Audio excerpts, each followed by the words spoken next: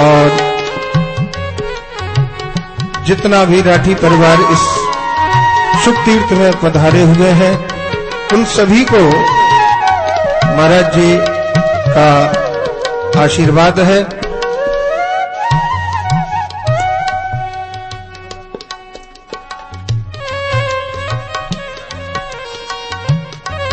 श्रीमान मालचंद जी राठी यदि मेरी आवाज सुन रहे हो तो महाराज जी से आशीर्वाद लेने के लिए पधारें। श्री मालचंद जी राठी एवं उनकी धर्मपत्नी।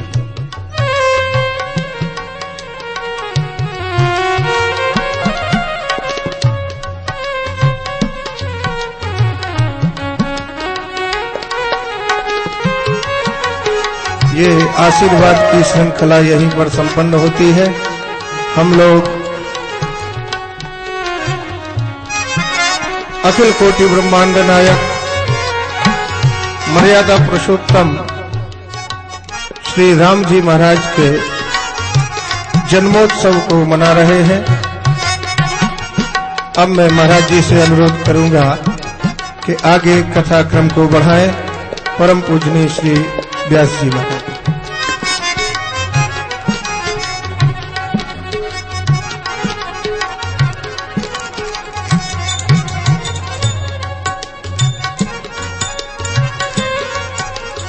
बोल भक्तवत्सल भगवान की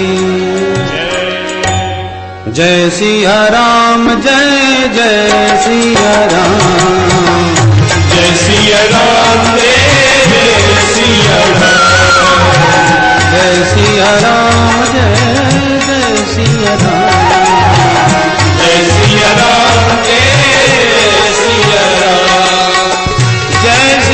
राम, जय सिया राम, जय सिया राम, जय जय सिया राम, जय सिया राम, जय सिया राम, जय सिया राम, जय जय सिया राम, जय सिया राम, जय सिया राम, जय सिया राम, जय जय सिया राम, जय सिया राम, जय सिया राम, जय सिया राम, जय जय सिया राम, जय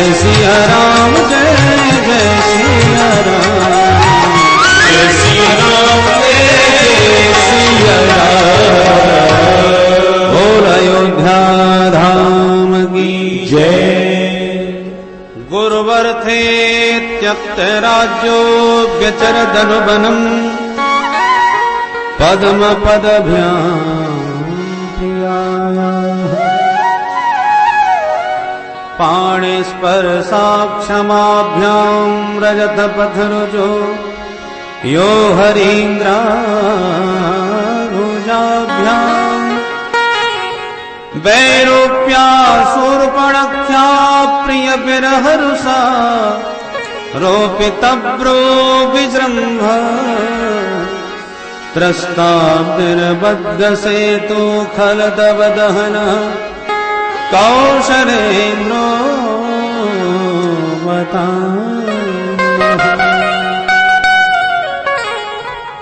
एक श्लोक में संपूर्ण राम कथा भगवान सुखदेव जी ने सुना दी। समय सीमा को ध्यान में रखते हुए आप भी एक श्लोक की ही राम कथा सुन लें।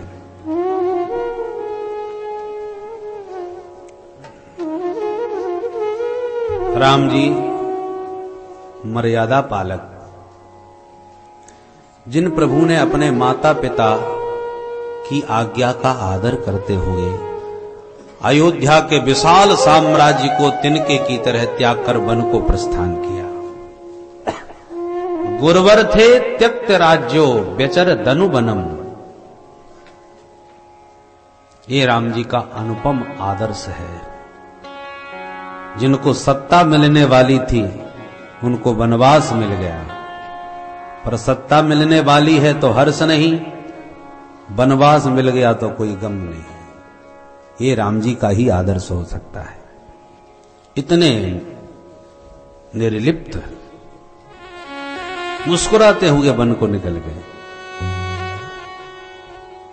गुरुवर थे त्यक्त राज्यो व्यचर धनुबनम पद्म पदभ्याम प्रियाया जिन राघव के पादारविंद को किशोरी जी भयभीत होकर के दबाती हैं, छू भी जाएं तो डर जाती हैं, इतने सुकुमार पादारविंद प्रभु के हैं। और उन्हीं सुकुमार पादारविंद से दंडकारण्य के कंटकाकीर्ण मार्ग पर राम जी आज दौड़े भागे नंगे पैर चले जा रहे हैं।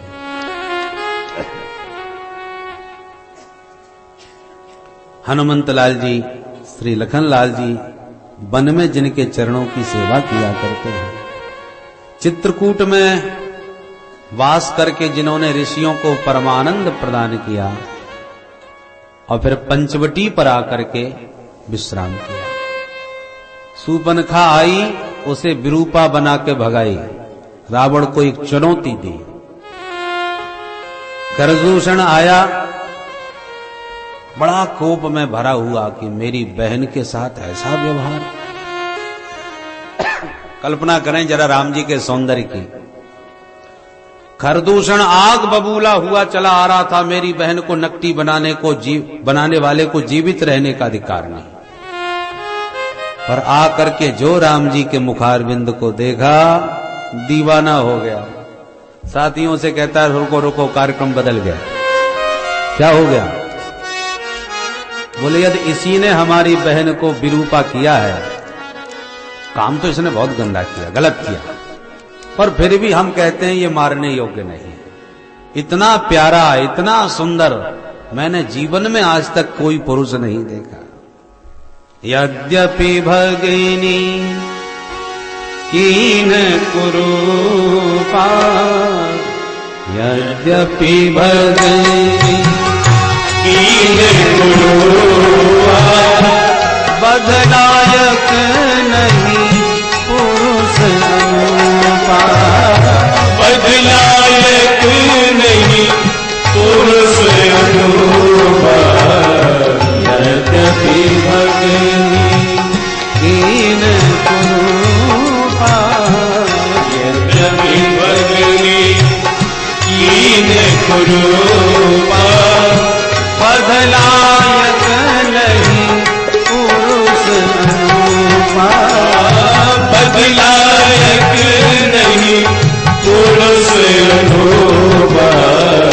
यद्यपि भगिनी।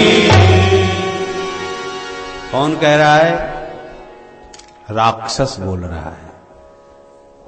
और कौन सा राक्षस? जिसकी बहन को भगवान ने कुछ ही पल पूर्व अभी अभी नकटी बना के भेजा है। जरा सोचिए, विचारिए उस घटना पर। यदि कोई 1.5 हड्डी का कमजोर भैया भी होता तो वो भी लाल पीला होकर मरने मिटने को तैयार हो जाता।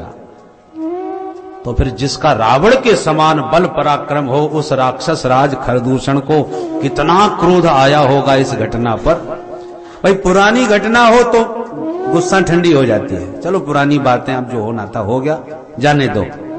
पर ताजी ताजी घटना में तो बड़ा जोश भरा रहता है। उस समय व्यक्ति का विवेक भी शांत हो जाता है, भूल जाता है, क्रोध में अंधा हो जाता है। और क्रोध में अंधे बने खरदूषण को कितना आवेश था, पर राम जी को देखते ही सारा क्रोध ठंडा हो गया, पानी पड़ गया। कहता है यद्यपि भगिनी कीन कुरूपा, भले इसने मेरी बहन को कुरूपा किया है, फिर भी बदलायक नहीं, बद के योग्य नहीं है। क्या बात हो गई? बोले पुरुष अनुपा, ये अनुपम पुरुष है, इसकी उपमा में दूसरा कोई ढूंढने पर नहीं मिलने वाला, इसलिए छोड़ो इसे। जरा सोचिए राम जी का कितना अनुपम सौंदर्य रहा होगा। अच्छा, राम जी कोई सज समझ कर समर के बैठे हो सो बात नहीं। तापस वेश विशेष उदासी, बनवासी वेश में बलकल वस्त्र पहने जटाजूट बाबा बैरागी बने बैठे हैं। जब साधु वेश का ये चमत्कार है कि राक्षस मोहित हो जाते हैं, तो दूल्हा सरकार बन के जब मिथिला में गए होंगे तब क्या हालत भई होगी। बोलो जय सिया राम। ये राम जी का अनुपम सौंदर्य है। खरदूषण को सैन्य शक्ति के साथ समाप्त किया। रावण किशोरी जी का साधु वेश में आकर के हरण करके ले गया। तो राम जी प्रिया के विरह में बन बन विचरण किए। हनुमंत लाल जी के माध्यम से सुग्रीव से मैत्री स्थापित हुई किष्किंधा में। अपने सखा सुग्रीव के संकट को दूर करने के लिए बाली का वध कर दिया किष्किंधा नरेश सुग्रीव को बना दिया। हनुमंत लाल जी को भेज करके लंका से जानकी जी का पता मिला। आक्रमण बोलने की तैयारी हो गई। समुद्र के तट पर राम जी पहुंच गए। विभीषण जी महाराज शरण में आ गए तो आते ही लंकेश्वर घोषित कर दिया राम जी महाराज ने। खल दव दहन प्रस्ताधिर बद्ध सेतु हो, जिन्होंने विशाल समुद्र पर सेतु बंधन स्थापित किया, सेतु निर्माण करके लंका में प्रविष्ट होकर के समस्त निशाचरों का उसी प्रकार संहार कर दिया। परीक्षित किस प्रकार? जैसे दावाग्नि लग जाने पर जंगल का सारे बड़े बड़े विशाल वृक्ष भस्म हो जाते हैं, ऐसे राम जी की क्रोधाग्नि में सारा निशाचर यूथ भस्म हो गया, समाप्त हो गया। और पुनः पुष्पकारूढ़ होकर के जानकी जी के साथ राम जी वानर भालुओं को लेकर के अवध में पधारे और अयोध्या नरेश बने। ऐसे राम जी महाराज के पाद पद्मों में हम सब मिलकर बारंबार प्रणाम करते हैं। ये एक श्लोक की संपूर्ण राम कथा सुखदेव जी ने सूत्रात्मक विधि से भागवत में गाई। राम जी महाराज का राम राज्य बैठे त्रैलोका, हर्षित भयो गयो सब शोका। राम राज्य स्थापित हो जाए तो जीवन के सारे शोक समाप्त हो जाए। तो बाहर इस देश में राम राज्य आएगा कि कब आएगा कि कैसे आएगा वो तो भगवान जाने, पर हम चाहें तो अपने भीतर अपने हृदय में राम राज्य स्थापित कर सकते हैं।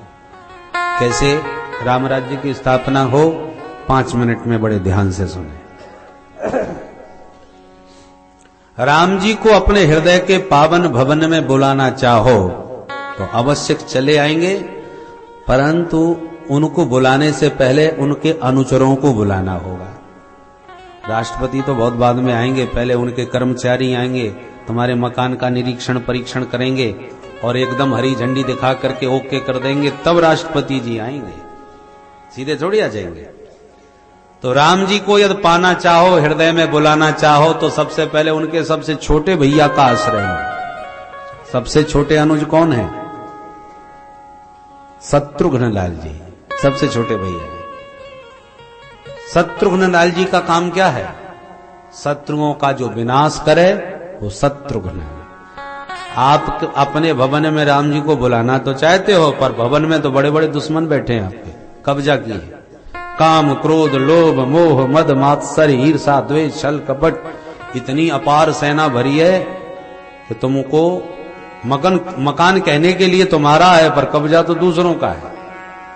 तो राम जी कैसे आ जाएंगे? इसलिए पहले उनके भैया अनुज शत्रुघ्न लाल जी को बुलाओ, जो तुम्हारे सारे शत्रुओं को मार के भवन से बाहर कर दे।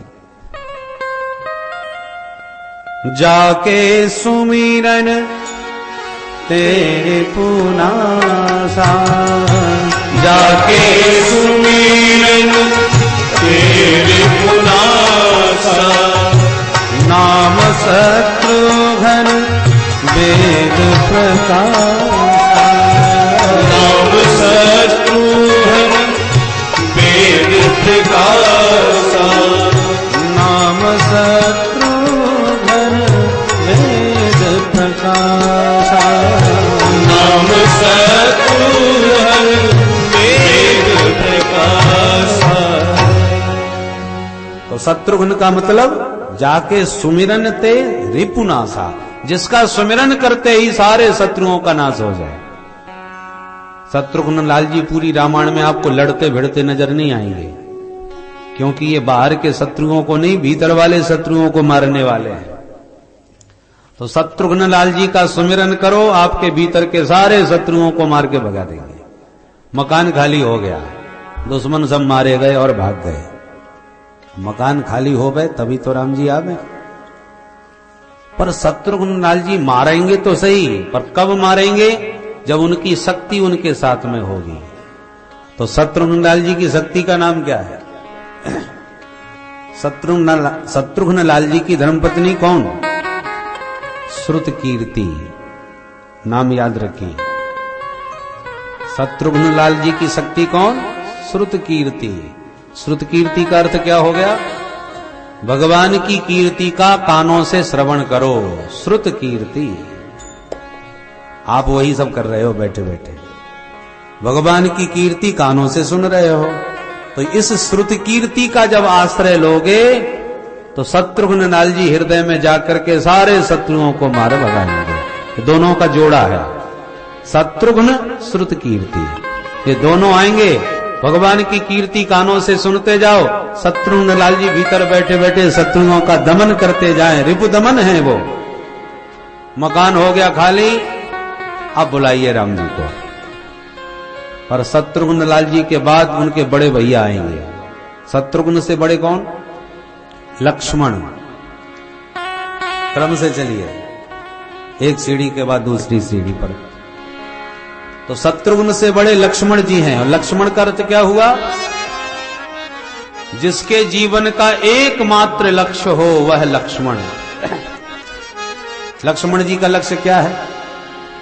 केवल राम जी की सेवा और समर्पण। जो न मेरे राम का सो न मेरे काम का, ये लक्ष्मण जी का सिद्धांत है। राम जी के प्यारे हों तो बानर भालुओं का भी सम्मान, और राम जी के विरोध में हो तो चाहे ब्राह्मण श्रेष्ठ परशुराम, चाहे भगवान के ससुर जी जनक जी, चाहे राम जी के ही पिताजी दशरथ जी, चाहे राम जी के ही भैया भरत जी हों, लक्ष्मण जी किसी को भी नहीं छोड़ते। और सूत्रात्मक संकेत कर रहा हूं, आप विचार चिंतन अपने आप करें। लक्ष्मण जी का एकमात्र सिद्धांत है राम जी में समर्पण। माता पिता गुरु किसी से न कोई मतलब नहीं, इनका मतलब केवल राम जी से है। मोरे सब एक तुम स्वामी, मोरे सब एक तुम स्वामी, दीन बंधु अंतर्यामी, दीन बंधु अंतर्यामी, गुरु पितु मातु न जानौ काऊ, गुरु पितु मातु न जानौ काऊ, गुरु पितु मातु न जानौ काऊ, गुरु पितु मातु न जानौ काऊ, भाव नाथ पतिया, सुभाव नाथ पतिया। ये लक्ष्मण जी राम जी से निवेदन कर रहे हैं, मैं माता पिता गुरुजन किसी से कोई मैं किसी को जानता ही नहीं। मोरे सबई एक तुम हो, त्वमेव सर्वम मम देव देव। ये लक्ष्मण जी का आदर्श है। माता रामो मत पिता रामचंद्र, स्वामी रामो मत सखा रामचंद्र, सर्वस्वं मे रामचंद्रो दयालु, नान्यं जाने नैव जाने न जाने, न अन्यम जाने, मैं अन्य किसी को जानता ही नहीं। तो हमारा और आपका भी एक ही लक्ष्य बन जाए, त्वमेव सर्वम, प्रभु मेरे एकमात्र जीवन धन सर्वस्व आप ही हो। ये लक्ष्य जब आपका दृढ़ हो जाएगा तो लक्ष्मण भैया भी आपके भवन में आ जाएंगे। तो कैसे पता चलेगा कि हमारा लक्ष्य एक हो गया? बोले लक्ष्मण जी जब भी आएंगे तो उनकी शक्ति साथ में आएंगी। उनकी शक्ति का नाम क्या है? उर्मिला। उर्मिला का मतलब उर में भगवान से मिलने की तीव्र उत्कंठा उदय हो जाए तो समझ लो उर्मिला जी आ गई हैं। प्रभु कब मिलेंगे, कहां मिलेंगे, कैसे मिलेंगे, क्या करूं, प्रतिपल भगवत मिलन की उत्कंठा तीव्र बढ़ती जाए तो समझ लो लक्ष्मण और उर्मिला का जोड़ा भवन में आ गया। अब तीसरे सोपान पर जाइए। तीसरे भैया कौन है? भरत। और भरत का अर्थ क्या हो गया? जो भवन को लबालब भर दे उसका नाम भरत। भरने वाले हैं। काय से भर देते हैं? नोटों से नहीं, वोटों से नहीं। जिसके पास जो होगा वही तो देगा। भरत जी के पास क्या है? राम जी का पावन प्रेम। राम जी के साक्षात प्रेम विग्रह श्री भरत जी है। तो भरत जी का चरित्र स्मरण करो, आपका हृदय भी राम जी के प्रेम से लबालब भर जाएगा। अभी तक तो विषय रस से भरा है। भरत जी को याद करोगे तो राम रस से भर जाओगे। देखो भाई, खारा पानी भरा हो बर्तन में, अब उसमें गंगा जल भरना चाहो तो कैसे भरोगे? पहले उस खारे पानी का लोटा लुढ़काना पड़ेगा, खारा पानी बहाना पड़ेगा, तभी तो मीठा गंगा जल भरेगा। तो हमारे भवन के भीतर जो विषय रस भरा है, अब उसमें हम राम रस भरना चाहते हैं तो भरत जी को याद करो, ये दोनों काम हो जाएंगे।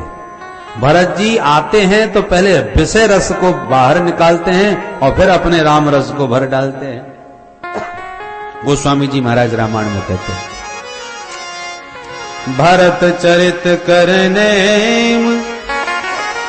तुलसी जे सादर सुनहि,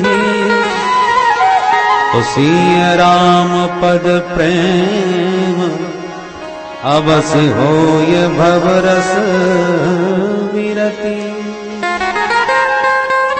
गोस्वामी जी दावे के साथ कह रहे हैं, सिय राम पद प्रेम अवश्य होय। भरत जी का चरित्र नियम से सुनो, सीताराम जी में प्रेम निश्चित रूप से हो जाएगा, राम रस से हृदय भर जाएगा। और इसके साथ साथ भवरस विरति, भवरस जो भरा है उससे विरक्ति हो जाएगी। तो भवरस से विरक्ति और राम रस से तृप्ति, परिपूर्णता, ये दोनों काम भरत जी का चरित्र कर देता है। अब हमारा हृदय राम रस से भर गया, ये पता कैसे चले? हम असली राम रस से भरे हैं कि काम रस से? इसकी पहचान क्या? बोले भैया, असली घी से नकली घी ज्यादा आकर्षक होता है। डुप्लीकेट माल कोई भी हो मार्केट में, उसकी पैकिंग बड़ी आकर्षक होती है। ऐसे सिद्ध संतों से जो नकली पाखंडी संत घूमते हैं वो ज्यादा आकर्षक लगते हैं। तो आकर्षण में नहीं फंसना चाहिए। वास्तव में ये असली है कि नकली, इसकी पहचान क्या? राम रस से हम भरे हैं, इसकी पहचान एक ही है कि भरत जी आएंगे तो साथ में अपनी शक्ति को लाएंगे, और उनकी शक्ति का नाम मांडवी। मांडवी का मतलब ब्रह्मांड के जितने भी चराचर जीव हैं जगत के, उन सब में इतना प्यार और दुलार हृदय में बरसने लगे, सब प्यारे लगने लगे जैसे मां को अपने बेटे में प्यार होता है। मांडवी, ब्रह्मांड के जीवों में मां जैसा दुलार बरसे तो समझ लो मांडवी के साथ भरत हमारे हृदय में भर गए। राम रस से हमारा हृदय भर दिया। पहचान एक ही है, सिया राम मैं सब जग जानी, करहु प्रणाम जोरी जुग पानी। सिया राम मैं सब जग जानी, करहु प्रणाम जोरी जुग पानी। सारे जगत के जीवों में उसी तत्व का दर्शन हो गया तो समझ लो हृदय राम रस से भर गया। अब इन 3 सोपानों के बाद तब राष्ट्रपति श्री रामभद्र आपके भवन में प्रकट होंगे। और राम शब्द का अर्थ क्या है? रमुक क्रीडायाम धातु से राम शब्द बनता है, मतलब जो हृदय में रमण करे उसका नाम राम। हमारे हृदय के आंगन में द्रवंशु दशरथ अजिर बिहारी, वो विहार करने लगेंगे, रमण करने लगेंगे। और राम जी कौन हैं? जो आनंद सिंधु सुख राशि, जो आनंद सिंधु सुख राशि, करते त्रैलोक सुखासी, करते त्रैलोक रे सो सुख धाम राम रस रामा। सो सुख धाम राम रस रामा। अखिल लोक दायक विश्रामा। अखिल लोक दायक विश्रामा। अखिल लोक दायक विश्रामा। अखिल लोक दायक विश्रामा। जो आनंद सिंधु सुख राशि, जो आनंद का महासमुद्र है, सागर है, वो राम जी आनंद के सिंधु आपके हृदय में जब रमण करने लग जाएंगे तो फिर आनंद की क्या कमी रह जाएगी। एक बिंदु भी आनंद की मिल जाए तो आनंद मग्न हो जाता है जीव। जहां सागर ही उमड़ के आ गया आनंद का, फिर आनंद का क्या अभाव रह जाएगा। अर्थात राम जी हृदय में आनंद के महासमुद्र बन के विराजा जाएंगे।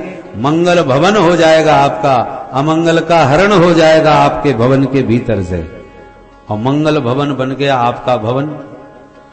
अब एक कमी रही, क्या? दैहिक दैविक भौतिक ताप जो हैं वो प्रारब्ध के अनुसार जीव को बहुत सताते रहते हैं। ये बाहर से प्रतिकूलताओं के प्रारब्ध के भोग भोगने पड़ते हैं। तो प्रारब्ध की प्रतिकूलता का जो संताप है वो कैसे मिटे?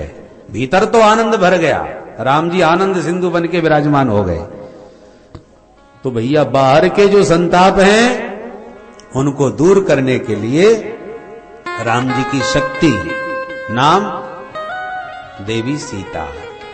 तो सीता मैया क्या करेंगी? जब राम जी आनंद सिंधु बन के विराजमान हो जाएंगे तो सीता मैया शीतल छांव बन करके सारे संताप के वेग को शांत कर देंगी, शीतल कर देंगी। तो सीता जी शीतल करेंगी बाहर के संताप को। देखो भैया, गर्मी कितनी भी भयंकर पड़ रही हो तो गर्मी तो नष्ट नहीं कर सकते, पर छाता तो लगा सकते हैं, छांव में तो बैठ सकते हैं। जब छांव में बैठ जाओगे तो गर्मी अपने आप ही कम पड़ जाएगी। तो प्रारब्ध के जो दुस्सह वेग हैं उनको किशोरी जी कृपा की छांव करके शांत कर देंगी। तो ऊपर से भी संताप का वेग शांत हो गया और भीतर आनंद सिंधु बन के राम जी रमण करने लगे। तो भीतर आनंद, बाहर भी शीतलता, और जीवन में हमारे भवन के भीतर राम राज्य की पूर्ण स्थापना हो जाएगी। और ऐसा राम राज्य भीतर आ जाए तो जीवन के हमारे सारे संताप मिट जाएंगे। राम राज्य बैठे हर सिद्ध भय गए सब सोता। राम राज्य बैठे हर सिद्ध भय गए सब सोता। अयोध्या धाम की जय, राघवेंद्र सरकार की जय। इस प्रकार से हम विधिवत विचार करें तो चारों भैयाओं के सहित अपने भवन में यदि उनकी स्थापना कर लें तो राम राज्य की स्थापना हमारे आंगन में हो जाएगी और हमारा इस जीवन को धारण करना सार्थक हो जाएगा। मंगल भवन अमंगल हारी। अथातः श्रूयताम राजन् वंशः सोमस्य पावनः यस्मिन् ऐरादयो भूपाः कीर्तन्ते पुण्यकीर्तयः।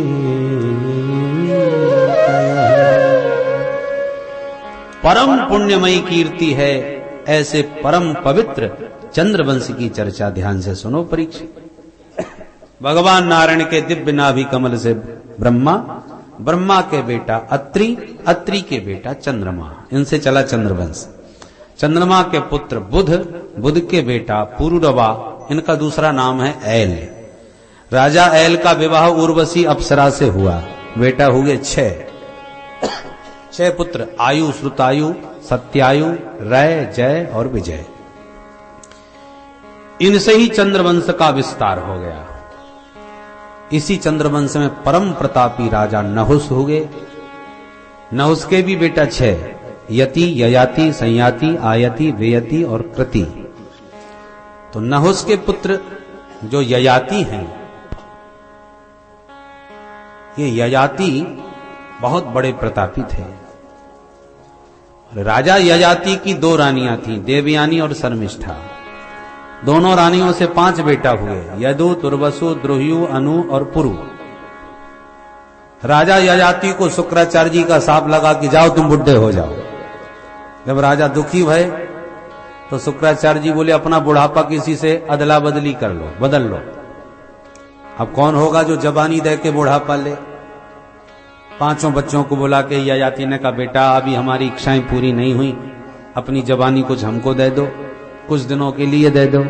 4 बेटाओं ने तो मना कर दिया, पर सबसे छोटा बेटा पुरु चरणों में हाथ जोड़ के बोला पिताश्री आपकी मैं सेवा कर सकूं, इससे बड़ा सौभाग्य और क्या होगा। मेरा जीवन तो आपने ही मुझे दिया है। और पिता की वृद्धावस्था को लेकर अपनी जवानी उन्हें सौंप दी। ययाति ने वर्षों तक विषय भोग करके भी अंत में आत्मग्लानि से भर उठे। धिक्कार है इन विषयों को, इन मन को। इतने वर्षों से विषय भोग कर रहा हूं फिर भी वैराग्य नहीं होता, तृप्ति नहीं मिलती। आग में ज्यों ज्यों घी डालते जाओ अग्नि भड़कती ही जाएगी, शांत होने वाली नहीं है। वैराग्य हो गया। छोटे बेटे को चक्रवर्ती सम्राट बना दिया, बड़े बेटों को शाप दिया तुम्हारे वंश में भी कोई चक्रवर्ती पैदा नहीं होगा। पुत्र को सत्ता सौंप के चले गए। पुरु के वंश में बड़े ही तेजस्वी राजा दुष्यंत हुए। शकुंतला से गांधर्व विवाह किया। अभिज्ञान शाकुंतलम में कालिदास जी ने संस्कृत में बड़ा अद्भुत इनका चरित्र गाया है। इन्हीं दुष्यंत के पुत्र बड़े प्रतापी भरत हुए। भारत भूमि में 3 भरत भय हैं और तीनों एक से एक तेजस्वी। कर्मयोगी भरत, ज्ञान योगी भरत, भक्ति योगी भरत। दशरथ नंदन भरत राम जी के अनुज, मूर्तिमंत राम जी के प्रेम स्वरूप, भक्ति भाव से भरे हुए। ये भरत हैं भक्ति योगी। दूसरे हैं ज्ञान योगी, जड़ भरत, जिनका चरित्र आप सुन चुके हैं। ऋषभ देव के पुत्र भरत महान ज्ञानी, रघुगण के द्वारा रघुगण को जिन्होंने परम ज्ञान प्रदान किया, वो ज्ञान योगी। और ये दुष्यंत नंदन भरत कर्म योगी भरत है। जंगल में पैदा हुए थे, शेरों से क्रीड़ा करते करते वीर बालक एक दिन चक्रवर्ती सम्राट की पदवी को प्राप्त कर लिए, इसलिए कर्म योगी भरत हैं। तो 3 भरतों से प्रभावित ये भारत भूमि है।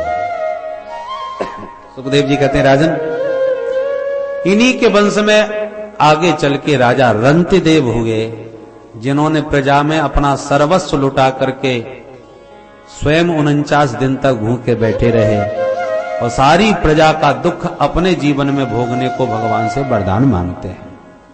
सारी प्रजा का दुख मुझे मिले पर मेरी प्रजा में कोई दुखी न रहे, ऐसा वरदान इन्होंने मांगा था। ऐसे ही परम पावन पवित्र वंश में परीक्षित तुम्हारा जन्म हुआ है, इसलिए तुम पुरुवंशी हो। अब पुरु के सबसे बड़े भाई यदु, जिनसे यदुवंश चला, यदुवंश में हमारे गोविंद प्रकट भये। यदुवंश में राजा अजमीट, देवमीट, सूरसेन आदि हुए। सूरसेन के बेटा वसुदेव हुए। वसुदेव जी की 7 पत्नियां, उनमें सप्तम पत्नी देवकी, देवकी से 8 बेटा, उसमें अष्टम पुत्र भगवान कृष्ण कन्हैया, और 9वीं एक बिटिया हुई, वो परीक्षित तुम्हारी दादी मां लगती है, नाम है सुभद्रा देवी। अष्टमस्तु तयोरासीत् स्वयमेव हरि किल, सुभद्रा च महाभागा तब राजन पितामही। तुम्हारी दादी मां सुभद्रा का जन्म हुआ था। परीक्षित प्रभु का प्राकट्य तो मथुरा में हुआ था, जेल खाने के बीच, पर जन्म महोत्सव नंद भवन में गोकुल के मध्य मनाया गया। 4 वर्ष गोकुल में रह के माखन मिश्री खाए, फिर वृंदावन चले आए। 6 साल तक वृंदावन में रह करके गोवर्धन धारण किया, काली दमन किया, दिव्य दिव्य लीलाएं करी, और 11 वर्ष के कन्हैया फिर अक्रूर चाचा के साथ मथुरा चले आए। मथुरा में आके कंस को मार के भगवान 14 वर्ष मथुरा में वास किए। पर जरासंध के आक्रमण बहुत ज्यादा होने लगे, तो 25 वर्ष के कृष्ण कन्हैया मथुरा छोड़कर रणछोड़ बन करके जरासंध से युद्ध करके भागे, और समुद्र के मध्य द्वारकापुरी का निर्माण करके द्वारकाधीश बन गए। 100 वर्षों तक द्वारका में रह करके दिव्य लीला किए, 16,108 विवाह किए, 1,61,080 बच्चों को पैदा किया, 56 करोड़ की संख्या अपने परिवार की पहुंचा दी, और अंत में प्रवासक क्षेत्र ले जाकर के सारे यदुवंश का संहार भी करा दिया। 4-5 बचे, बाकी सबको परम धाम भेज दिए, और पृथ्वी का भार उतार करके 125 वर्षों में लीला करते हुए परम धाम को प्रस्थान कर गए। परीक्षित महाराज बोले कि हो गई कृष्ण कथा। सुखदेव जी बोले पूरी तो सुना दी आदि से अंत तक। परीक्षित घबराए गए, हाथ जोड़ के बोले महाराज ऐसे काम नहीं चलने का। मैंने राम कथा इसलिए संक्षेप में सुन ली कि चलो कृष्ण कथा विस्तार से सुनूंगा। आपने इतनी वंशावली तो लंबी चौड़ी सुनाई, पर मेरे प्रभु के चरित्र को इतनी चटपटी के साथ कैसे संपन्न कर दिया। तुरंत परीक्षित ने जिज्ञासा प्रश्न कर दिया, और भागवत का 10वां स्कंद यहीं से प्रारंभ हो गया। 90 अध्यायों का ये बृहद स्कंध 10वां स्कंद है। परीक्षित प्रश्न करते हैं, कथितो वंश विस्तारो भवता सो सूर्ययो राज्ञां चोभयवंश्यानां चरितं परमाद्भुतम् यदोस्य धर्मशीलस्य नितरां मुनिसत्तम तत्रांसेनावतीर्णस्य विष्णोर्वीर्याणि संसनः। परीक्षित कहते हैं महाराज आपने मुझे सूर्यवंश चंद्रवंश खूब सुनाया, पर जब जिनसे मेरा अतिशय अनुराग है उन्हीं प्रभु के चरित्रों को आपने इतना चटपट कैसे कर दिया। मैं विस्तार से सुनना चाहता हूं मेरे प्रभु का प्राकट्य यदुवंश में कैसे हुआ। कौन अभागा होगा जो कृष्ण कथा से अघा जाए। कृष्ण कथा तो भवरोग की मीठी दवा है। दवाइयां कई प्रकार की होती हैं बीमारियों से बचाने वाली।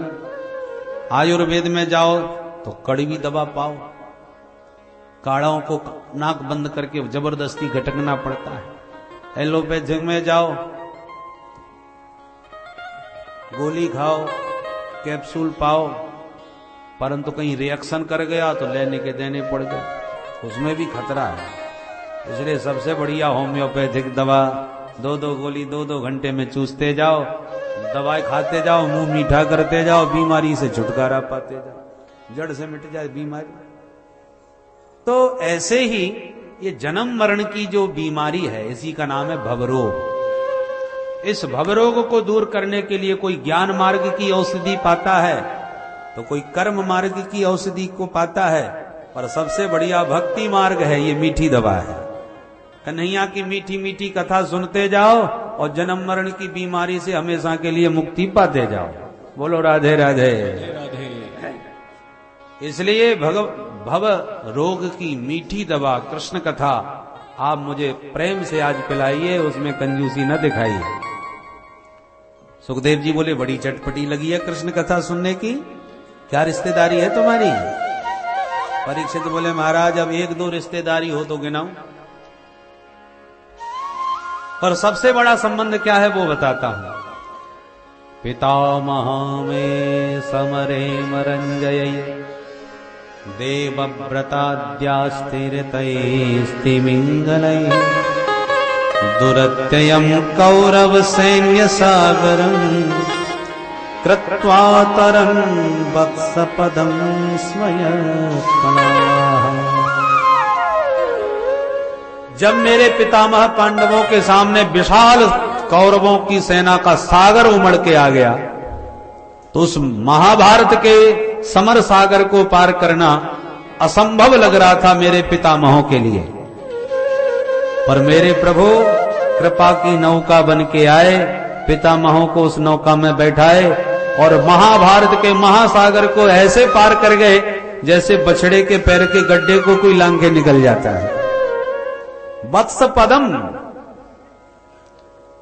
गरल सुधा रिपुकर मिता, गरल सुधा रिपुकर मिता, गोपद सिंधु अनल शीतलाई, गोपद सिंधु अनल शीतलाई, गरल सुधा रिपुकर मिता, गरल सुधा रिपुकर मिता।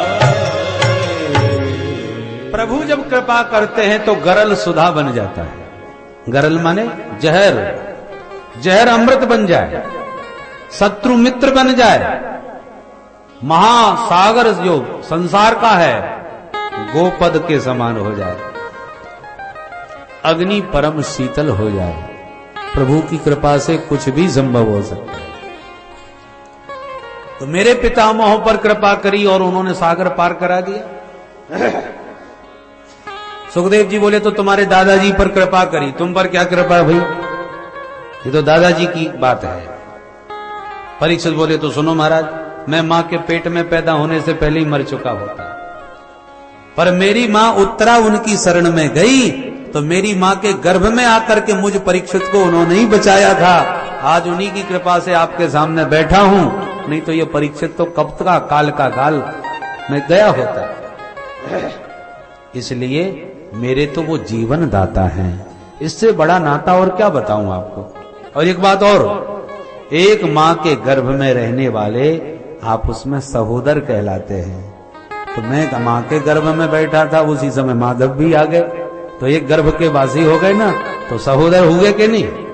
तो मेरे सहोदर भाई भी हैं, मेरे जीवन दाता भी हैं, मेरे पितामहों के प्राणदाता रक्षक हैं। अब कितने सारे नाते हैं कोई गिना नहीं सकता महाराज, इसलिए उनकी कथा विस्तार से सुनूंगा।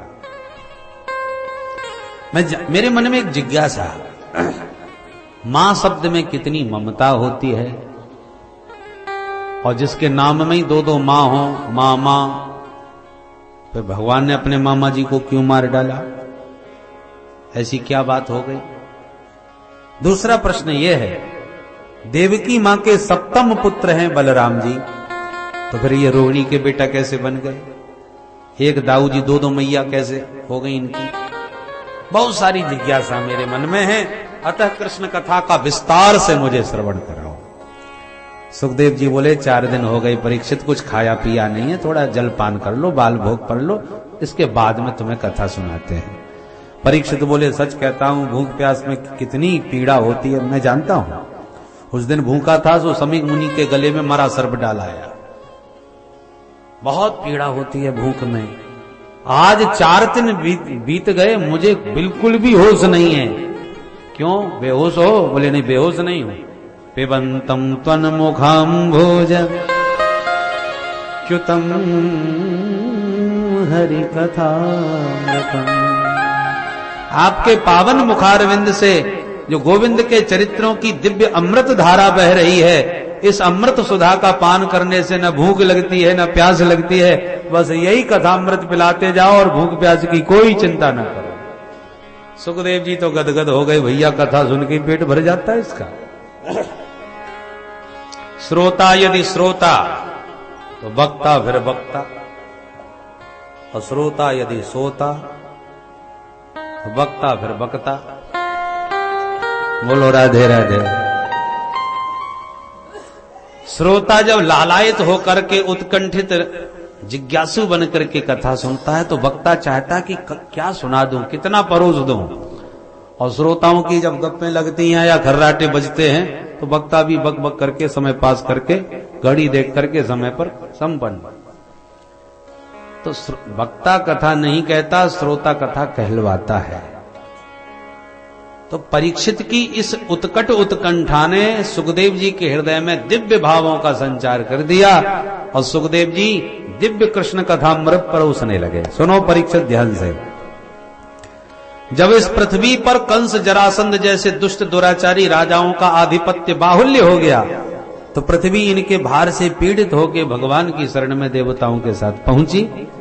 देवताओं ने प्रभु से प्रार्थना करी तो ब्रह्मा जी को भगवान ने आदेश दिया और ब्रह्मा जी ने वह आदेश सारे देवताओं को सुना दिया। सुनो सुनो, भगवान की आज्ञा हुई है कि उनका प्राकट्य बहुत शीघ्र वसुदेव के घर में होने वाला है।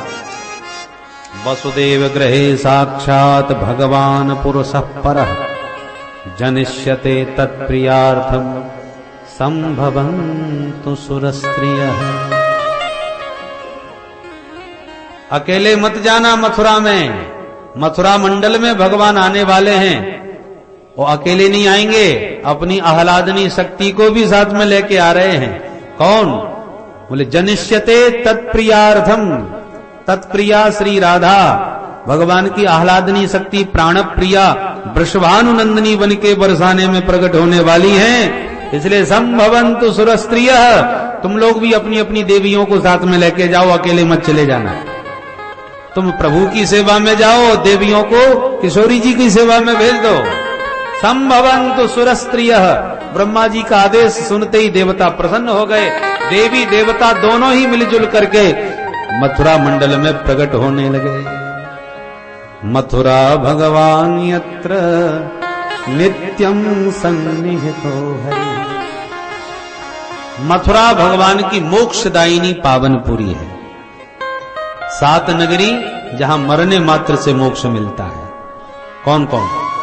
अयोध्या, मथुरा, माया, काशी, कांची, अवंतिका, पुरी, द्वारावती चैव सप्तैता मोक्षदायका। मायापुरी माने हरिद्वार, हरिद्वार का नाम मायापुरी। तो ये 7 नगरी मोक्ष देने वाली है। मथुरा के राजा महाराज उग्रसेन बड़े धर्मात्मा, पर बेटा हो गया कंस इतना दुष्ट कि अपने बाप को ही उठा के जेल में पटक के जबरदस्ती मथुरा की गद्दी छीन बैठा। जिसने विरोध किया उसी को मार डाला। मथुरा के पद को जबरदस्ती छीन लिया। पर इसने देखा कि प्रजा में मेरे प्रति थोड़ा आक्रोश भरा हुआ है। बोलो राधे राधे। इसलिए कुछ ऐसा नाटक किया जाए कि प्रजा मेरे को अच्छा माने। राजा के प्रति यदि विद्रोह है प्रजा में तो आज नहीं तो कल सत्ता पलट जाएगी। इसलिए बुद्धिमान राजा को चाहिए सत्ता में बने रहने के लिए प्रजा का विश्वास जीते। कंस ने कहा मैंने आतंक से सत्ता तो छीन ली और प्रजा अभी मेरे प्रति सद्भाव नहीं रखती, इसलिए कुछ नाटक करना चाहिए। और सत्ता पर बैठे लोग नाटक करने में बड़े निपुण होते हैं। इनके सामने अभिनेता भी फेल हो जाते हैं। अभिनेता पिक्चर में अभिनय करते हैं, ये तो अपने जीवन में अभिनय दिखाते हैं। इस कंस ने क्या नाटक किया? अपनी चचेरी बहन देवकी के विवाह का बड़ा भारी समारोह किया। वसुदेव जी के साथ संबंध पक्का किया, धूमधाम से विवाह किया। इतना लंबा चौड़ा दान दहेज दिए, कई रथ, कई हाथी, कई घोड़े, कई दास दासियां। ये प्रदर्शन किया विवाह का। तो जनता में इसका बड़ा अच्छा प्रभाव पड़ा। कानाफूसी जनता में होने लगी। देखो देखो, सगी बहन नहीं है देवकी, चचेरी है, पर फिर भी कितने उदार होकर के विवाह कर रहे हैं, बाप की तरह। कितनी उदारता से बहन को धूमधाम के साथ ससुराल विदा कर रहे हैं। भाई कुछ भी हो, देखने में तो ऐसा लगता है कि महाराज ऊपर से ही इतने उग्र दिखाई पड़ते हैं, भीतर के तो बड़े कोमल हैं, तभी तो इतना प्रेम बहन पर बरसा रहे हैं। इसने देखा कि सकारात्मक प्रतिक्रियाएं हो रही हैं तो और ज्यादा नाटक दिखाने लगा, आंखों में आंसू भर के रोने लगा बहन की विदाई में। मैं अपनी बहन को अपने हाथों से स्वयं रथ हाँक करके विदा करूंगा। सारथी को उतार दिया, घोड़े स्वयं हाँकने लगा। बोली वाली जनता और ज्यादा गदगद हो गई। अरे अरे देखो महाराज कितने गदगद हो रहे हैं, कितने भावुक हो रहे हैं। नारिकेल एक समाकारम है, नारियल की तरह है, ऊपर से कठोर भीतर तो पानी पानी। हृदय बड़ा कोमल है महाराज का। अब कंस मन में खुश होने लगा कि देखो जनता का मैंने हृदय जीत लिया। एक नेता जब नाटक दिखाता है समाज में तो विपक्ष उसकी पोल खोलने के लिए आ जाता है। कंस का नाटक सफल हुआ तो देवता घबरा गए, तो बड़ा नाटकबाज निकला, जनता का हृदय जीत लिया, इसकी पोल खोलनी चाहिए। सो देवताओं ने आकाशवाणी से आवाज लगाई, अस्यास्त्वामष्टमो गर्भो हंतायाम बहसे बुध।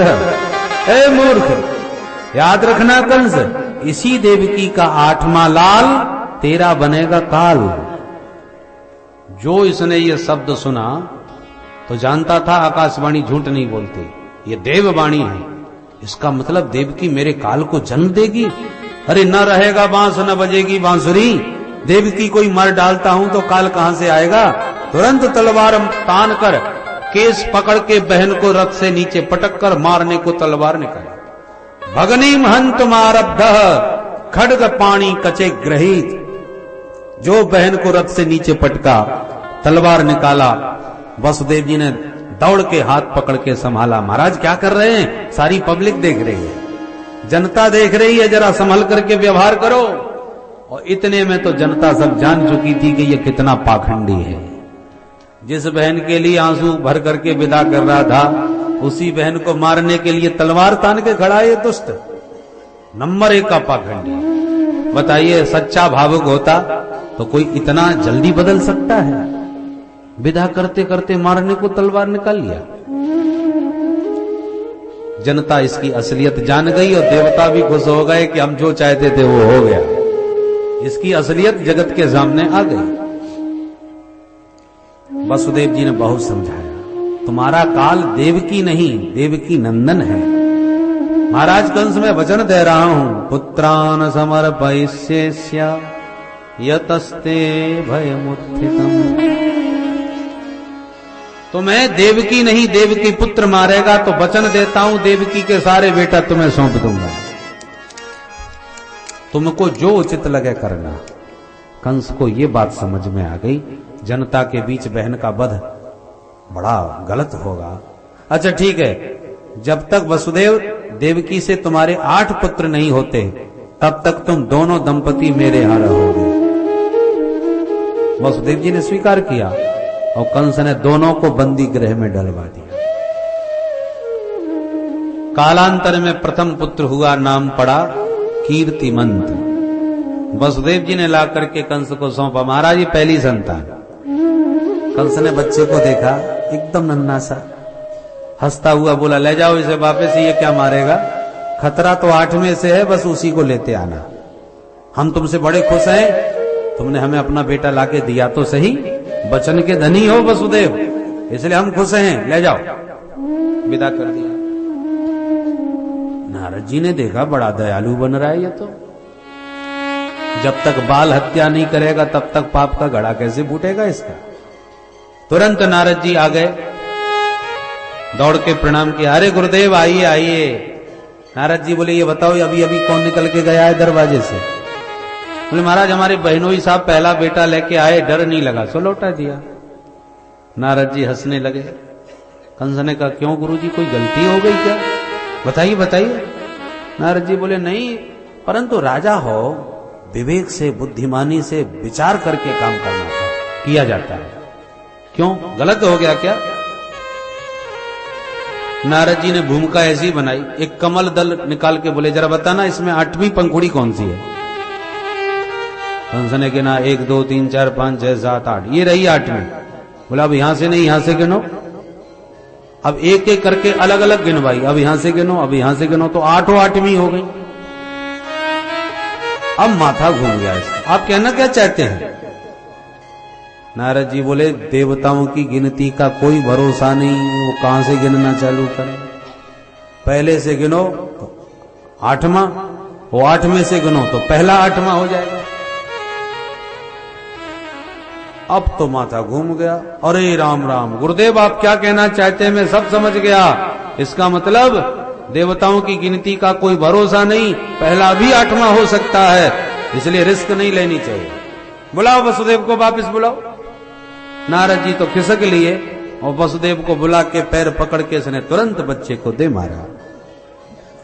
मूर्ख और संख दूसरों के भूखने से बचते हैं, इनकी अपनी अकल नहीं होती। कंस के हाथों लगातार 6 पुत्रों की हत्या होती रही। सप्तमो वैष्णवं धाम यमनंतं प्रचक्षते गर्भो बभूव देवक्या हर्ष शोक विवर्धनः।